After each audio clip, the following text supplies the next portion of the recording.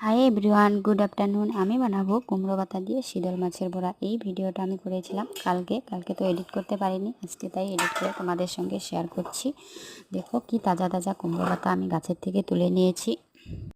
তারপরে এই দেখতে পাচ্ছ শীতলগুলো, এই শীতলগুলো আমার জিজু নিয়ে এসেছিলো বকর থেকে। কি সুন্দর শীতলগুলো, দেখো খুব সুন্দর। তারপরে আমি এই যে রসুন পেঁয়াজগুলো সুন্দর করে কেটে নিয়ে তারপর শীতলটাকে আমি গরম জল দিয়ে ধুয়ে নিয়েছি 5-6 বার। তারপর শীতলটা ধুয়ে নিয়ে আমি মশলাগুলো করে নিচ্ছি। মরিচ বাটা, রসুন বাটা আর পেঁয়াজ বাটা, তার মধ্যে শীতলগুলো বেটে নিয়েছি। শীতলের মাঝখানে যে কাঁটাটা আছে ওই কাঁটাটাও ফেলিয়ে বেটে নিয়েছি, তাহলে তেতো কম লাগে। আমি যদি বানাই এভাবে বানাই। তারপর দেখো সুন্দর করে আমি সব কিছু রেডি করে নিয়েছি। আর এই কুমড়ো পাতাগুলো আমি আধ ঘন্টার মতন লবণ দিয়ে ভিজিয়ে রেখেছিলাম। তারপর এগুলো চিপে চিপে উঠিয়ে নিলাম,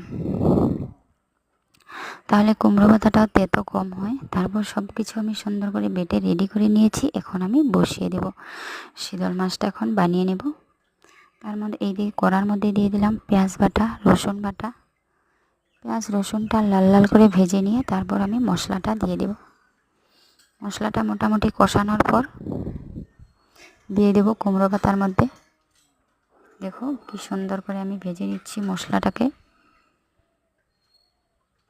তারপরে এই যে কুমড়ো পাতাগুলো আমি ভালো করে মেলে নিয়েছি। তারপরে যে 1 চামচ করে কুমড়ো পাতার মধ্যে দিয়ে দিয়েছি।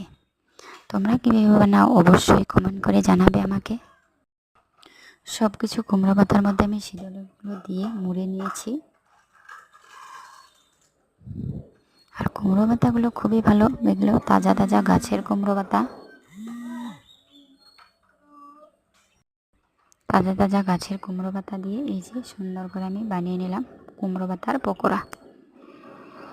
আর অ্যাকচুয়ালি আমি হলো দাস, সিলেটি, আর তোমাদের দাদাভাই হলো ঘোষ। তাই ঘোষবাবুর জন্য আমি বানাচ্ছি মোটামুটি 1 বছর পর কুমড়ো পাতা দিয়ে শীতলের বড়া।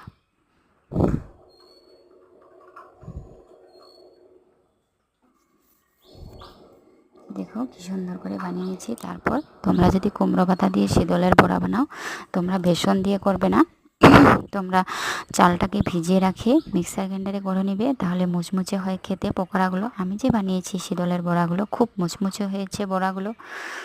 আমিও শীতল মাছ খেতে খুব এতটা ভালোবাসি না, আগে খেতাম, বিয়ের পর একদম কমিয়ে দিয়েছি খাওয়াটা। একটুখানি প্রবলেম আছে আমার, তাই একটু একটু হালকা খাই। এতটা শীতল মাছ খেতে পছন্দ করি না আমি। এটা বানিয়ে নিয়েছি ঘোষবাবুর জন্য, ঘোষবাবু খেতে পছন্দ করে, তাই। খুব সুন্দর করে ভাজা হয়েছে দেখো একদম।